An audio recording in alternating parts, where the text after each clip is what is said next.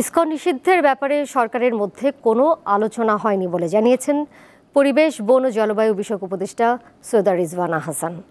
সন্ধ্যায় রাজধানীর foreign service একাডেমিতে সংবাদ সম্মেলনে তিনি আরও বলেন, ব্যক্তির অপরাধের সঙ্গে সংগঠনের অপরাধ জড়ানো যাবে না। সুনির্দিষ্ট অভিযোগের ভিত্তিতে চিন্ময় কৃষ্ণ দাসকে গ্রেপ্তার করা হয়েছে। বৈষম্য বিরোধী ছাত্র আন্দোলনের সমন্বয়কদের উপর হামলার বিষয়টি সরকার হালকাভাবে দেখছে না বলে জানান এই উপদেষ্টা।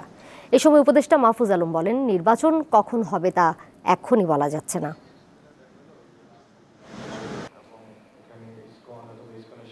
কোনো সংস্থা নিষিদ্ধ করার কোনো আলোচনা সরকারের মধ্যে হয়নি।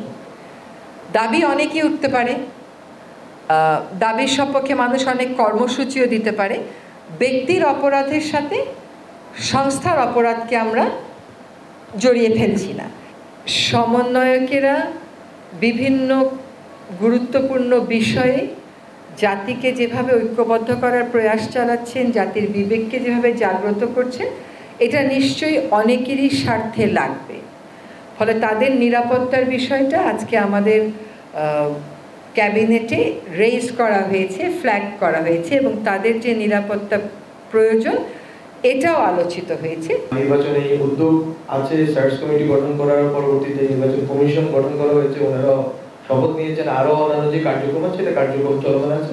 বাট সরকারের দিক থেকে দৃষ্টিভঙ্গি হচ্ছে যে সংস্কার, যেটা বাংলাদেশের জনগণ যে জন্য জীবন দিয়েছেন, এই সংস্কারের একটা দৃশ্যমান প্রক্রিয়া হওয়ার পরেই নির্বাচন হবে।